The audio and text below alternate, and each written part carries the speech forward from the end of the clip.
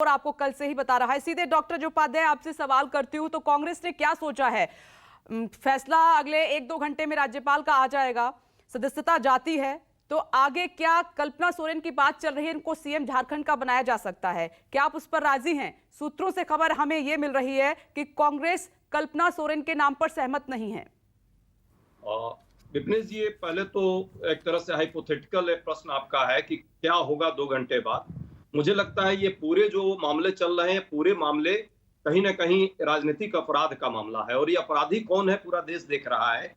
पहले आप देखिए क्रोनोलॉजी को, पहले ईडी सीबीआई को भेजा गया, उससे काम नहीं चली तो बंगाल में किस तरह से कैश भेजा गया, कैश से भी काम नहीं चलती है इस सरकार को, तो लगातार उस सरकार को कहीं ना कहीं अस्थिर करने के लिए अब ईसी जो है एक नया डिपार्टमेंट है, इलेक्शन कमीशन, उसको इसमें लगाया जाता है इस काम में। लेकिन याद रखना चाहिए, झारखंड जैसा प्रदेश, हेमंत सोरेन और वहां जितने भी आदिवासी समाज के लोग हैं, वो भाजपा के इस अपराध को कभी माफ नहीं करेंगे। ये लगातार अस्थिर करके एक सरकार को चाहती है, बहुमत वाली सरकार को कहीं ना कहीं तोड़ना और खत्म करना। ये गलतफहमी में है भाजपा, और ये भाजपा की बौखलाहट है। बिहार में जिस तरह से करने का प्रयास की, वो नतीजा देख चुकी है, फिर भी ये मानने को तैयार नहीं है। ये इसका लोकतांत्रिक चेहरा है। जहां तक बात हेमंत सोरेन पर आ रही है, यदि इस केस को उदाहरण के तौर पे विपनेश जी लिया जाएगा, तो अभी भाजपा के दर्जनों केंद्र के मंत्री को, दर्जनों राज्य के मंत्री को, कई सीएम को और सैकड़ों एमएलए और एमपी को इन मुद्दों पर इस्तीफा देना होगा। क्योंकि सबकी जांच यदि करा ली जाए और इलेक्शन कमीशन की राय ले ली जाए, तो सैकड़ों ऐसे केस बनते हैं। सुप्रीम कोर्ट ने खनन मामले को, कभी भी खनन पट्टे को नहीं कहा है कि ये लाभ का पद है। ये मैं नहीं कह रहा हूं, संवैधानिक पीठ है। 1964 में केसीबी बनाम दंतु भास्कर राव का केस इनको पढ़ना चाहिए, और दूसरा केस है 2001 में करतार सिंह बनाम हरि सिंह का केस है। दोनों में खनन पट्टा कभी भी लाभ का पद नहीं माना जाता है। ये माहौल बना करके झारखंड, तो आप कह रहे हैं कि इलेक्शन कमीशन ने जो सुनवाई की है वो गलत है, जो इलेक्शन कमीशन ने फैसला दिया है वो गलत है, एकदम गलत है, और उस पर जांच होगी, आने दीजिए क्या आता है। लेकिन ये प्रश्न जब आपने पूछा हमारी बहन सांसद अपराजिता जी से, इनको कैसे ईसी के जो मामले हैं वो रिपोर्ट पहले कैसे मिल जाती है, क्या भाजपा कार्यालय में बैठ के रिपोर्ट बनती है क्या? दूसरी बात, यदि इस तरह के मामले हैं तो मैं पूछना चाहता हूं आपके माध्यम से, यही मामला है, देखा जाए तो नैतिकता का प्रश्न है। अमित शाह जी के बेटे 50,000 से 80 करोड़ कैसे बना लेते हैं, और कितने छक्के मारे थे कि क्रिकेट कंट्रोल बोर्ड का वो सचिव बन जाते हैं। की अनुमति नहीं है? जी बिल्कुल, ये भी नैतिकता है। और ठीक है, मैं जवाब ले लेती हूँ। हालांकि कल्पना सोरेन का मैंने सवाल पूछा था, उस पर बच गए आप, उस पर जवाब आपने नहीं दिया है। मुख्यमंत्री बने हुए, ठीक है, उनको कब इस्तीफा लेंगे ये लोग? अपराजिता सारंगी जी रिस्पॉन्ड करेंगी, बोलिए मैडम। शारदा वाले से, हरियाणा भर्ती घोटाले से, उत्तराखंड बिजली आपूर्ति घोटाले से, गुजरात कोरोना घोटाले वालों से, या हिमाचल में सैकड़ों दर्जनों घोटाले हो रहे हैं, इनसे कब इस्तीफा लेंगे? ठीक है, मैं जवाब ले लेती हूँ। डॉक्टर अजय उपाध्याय, बोलिए मैडम। डॉक्टर अजय उपाध्याय ने कहा कि भारतीय जनता पार्टी की वजह से यह सब हो रहा है। आश्चर्य की बात है, देखिए ऐसा है कि भ्रष्टाचार आप करें, जुर्म आप करें, गलती आप करें और दोषारोपण करें भारतीय जनता पार्टी पर और प्रधानमंत्री पर। अरे पूजा सिंघल आपकी अधिकारी थी और उनके घर से 17 करोड़ रुपए बरामद किए गए। प्रेम प्रकाश के घर से AK-47 मिला और इनक्रिमिनेटिंग डॉक्यूमेंट्स, अवैध दस्तावेज मिले, और हर जगह जहां जहां रेड किया जा रहा है वहां से पैसे बरामद हो रहे हैं, और ये सब सारे अवैध लीज आवंटन के पैसे हैं, यह भी पता चल रहा है। और ऐसी स्थिति में आप कम से कम अपने कार्य को जस्टिफाई न करें, जायज न ठहराएं। अभी मुझे लगता है ये सारे लोगों को खुद के गिरेबान में झांकने की जरूरत है। ये हमने नहीं किया। ये देखिए, मैं आपको तक बता दूं, पुनरावृत्ति करती हूँ, 5 महीने तक मैं जिम्मेवारी से यह कह रहा हूं, यह आवेदन और ईसीआई के पास रहा, ईडी यदि फरवरी 11 को दिया गया के था, घर जाएगी और अगर तो देश की गरीबी खत्म हो अन्य जाएगी। प्रकार की अपराजिता जी, मानसिकता अगर ईसीआई की रहती तो डॉक्टर उपाध्याय एक एक करके बात करते हैं सर, एक एक करके। मैं कह दूं, मैंने एक उदाहरण दिया, जरा सुने प्लीज, मैं अनुरोध करती हूँ। देखिए, छोटी सी बात है कि 11 फरवरी को बीजेपी डेलीगेशन ने आवेदन किया, मेमोरेंडम किया, और उसके बाद आप देखें, अगर ऐसा होता तो ईसीआई तुरंत 10 दिन के बाद या 1 महीने के बाद अपना मत दे देती, लेकिन ऐसा उसने नहीं किया। अपॉर्चुनिटी ऑफ बीइंग हर्ड दिया गया, दोनों पार्टियों को सुना गया और रिटन सबमिशंस भी लिए गए, और उसके बाद अगस्त 18 को ये जो सुनवाई थी उसका कार्य शेष हुआ, और अब जो है सो ईसीआई ने अपना मत गवर्नर साहब के पास भेजा। तो मुझे लगता है कि कम से कम कुछ तो शर्मिंदगी हो। जब आदरणीय प्रधानमंत्री महोदय भ्रष्टाचार के विरोध में खड़े हैं तो उनका विरोध न करें, यह फैशन बन चुका है। ये पूरा बिल्कुल ये लग रहा है कि ऑपोजिशन पार्टी का फैशन है हमारे प्रधानमंत्री जी पर दोषारोपण करना। अरे जो सही है वो सही होता है, जो गलत है वो गलत होता है। आपने गलत काम किया है, अगर साहस है तो कह दे कि नहीं हमने गलत काम नहीं किया है और ये जो लीज आवंटन हुआ है वो सही काम है। ठीक है आप राजीव, मैं फॉरेस्ट आती हूँ एंड मैडम। माइनिंग मिनिस्टर हैं, आप किस तरह से इस तरह का लीज बंटन कर सकते हैं खुद के लिए और बसंत सोरेन जी के लिए? ये बिल्कुल गलत है, अवैध है। डॉक्टर अजय जी आऊंगी। राजीव, मैं आपसे सवाल ये पूछना चाह रही हूँ कि हर मामले में दोषारोपण करना क्या सही है? और दूसरा, जब वहां टीमें जाती हैं, स्वतंत्र जांच एजेंसियां जाती हैं तो सबूतों के साथ आती हैं, ये तो सबके सामने है। अब तो इलेक्शन कमीशन के भी फैसले पर सवाल उठाया जा रहा है।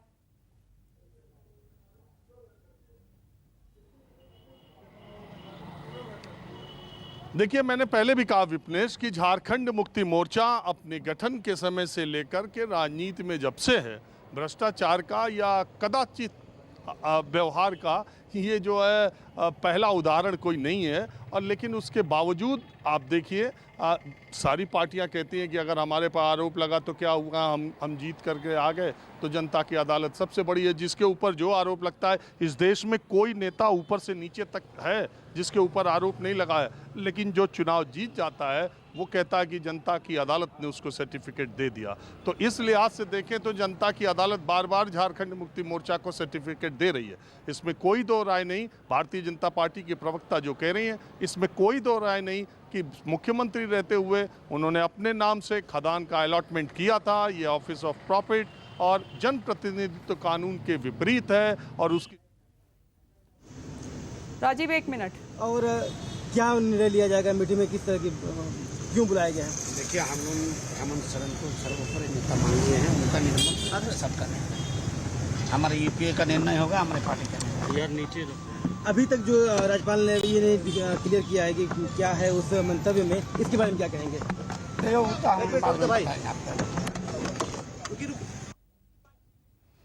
अभी खुलकर बोलने के लिए नेता तैयार नहीं है, लेकिन महागठबंधन की क्योंकि बैठक शुरू होने जा रही है। राजीव, बात कंप्लीट कीजिए अपनी।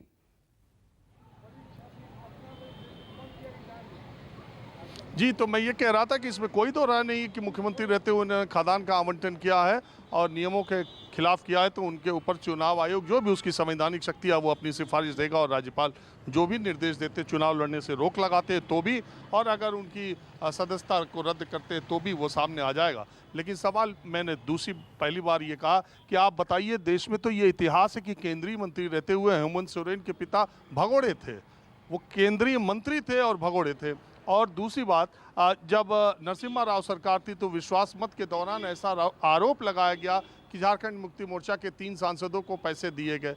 अब वो झारखंड मुक्ति मोर्चा के सांसदों ने जो आरोप जिन पैसों का लगाया गया, उन्होंने अपने खुद के संसदीय मतलब सांसद रहते हुए state bank of India parliament street की जो शाखा है उसमें उन्होंने पैसा डाल दिया था।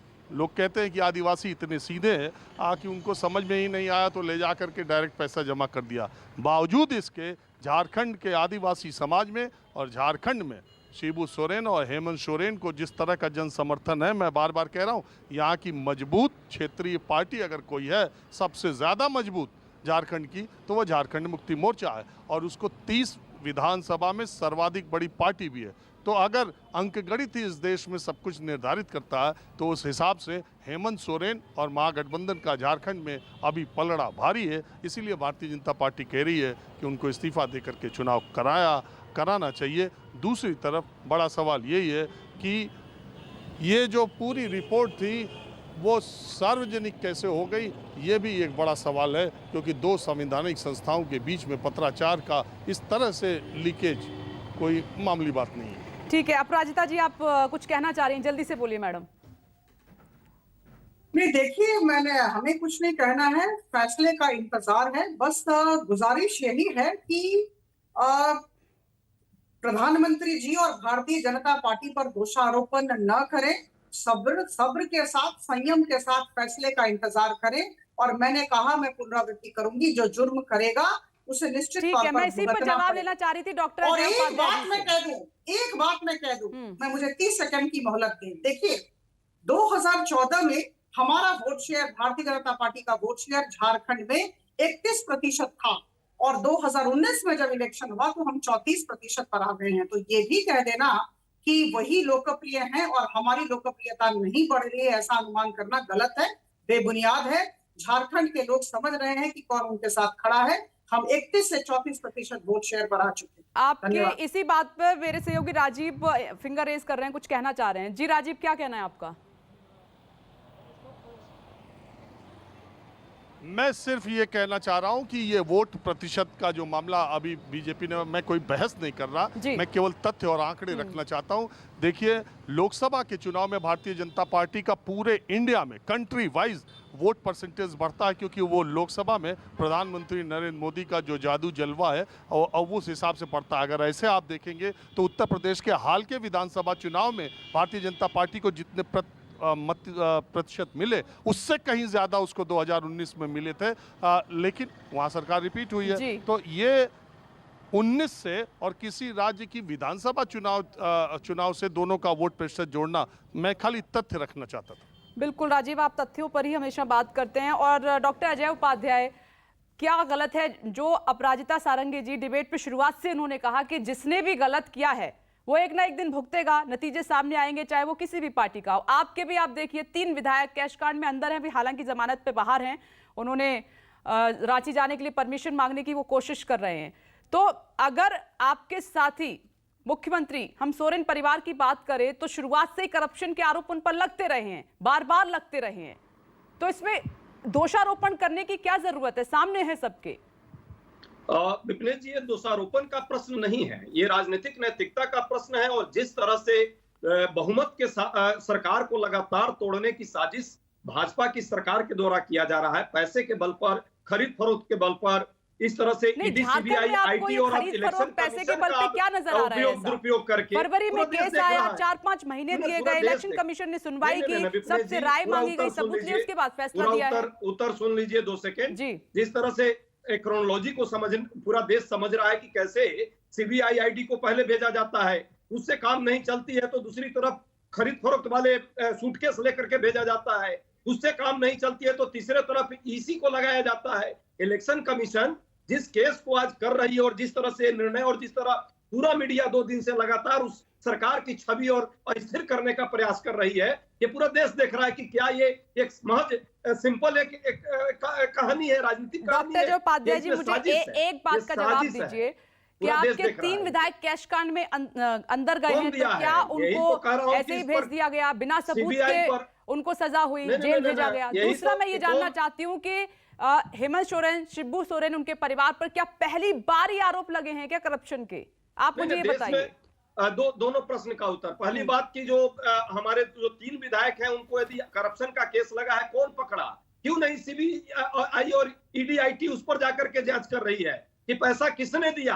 पैसा भाजपा की सरकारों ने दिया है, असम से पैसे आए हैं, इस पर जांच होनी चाहिए। इस पर जांच नहीं होगी क्योंकि वहां भाजपा के लोग फंसेंगे।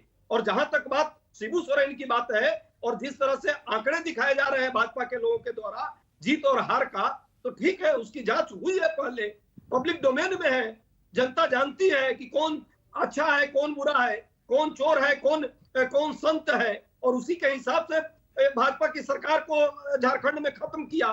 कंबल घोटाला से लेकर छात्रवृत्ति घोटाला तक करने वाले लोग आज यहाँ पे हरिश्चंद्र बन रहे हैं। पूरा देश जानता है और झारखंड की जनता जानती है, एकमात्र पूरे देश में आदिवासी मुख्यमंत्री है। उसके साथ ये लोग दिखावे के लिए तो आदिवासी चिल्ला रहे हैं, आदिवासियों का जल जंगल जमीन का अधिकार छीन लिया।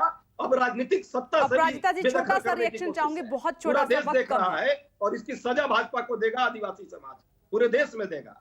छत्तीसगढ़ से, मध्य प्रदेश से लेकर गुजरात से लेकर देखिएगा महाराष्ट्र तक, देखिए हम झारखंड ने शोषित, वंचित, पीड़ित, आदिवासी सबके साथ खड़े हैं। अंत्योदय हमारा मूल मंत्र है, लेकिन इसका अर्थ यह नहीं है कि भ्रष्टाचारियों के साथ हम खड़े हुए। हम भ्रष्टाचारियों का विरोध शिवराज करते सिंह हैं और चौहान करते को रहेंगे। हटाइए, सबसे बड़ा भ्रष्टाचारी मुख्यमंत्री और आपका जहां है, तक व्यापक घोटाले का आदिवासियों के साथ मुख्यमंत्री। खड़े रहने का सवाल है, मुझे लगता है भारत देश की जनता समझती है और इसीलिए हमारे प्रधानमंत्री जी का संवाद 134 करोड़ जनता समझती है।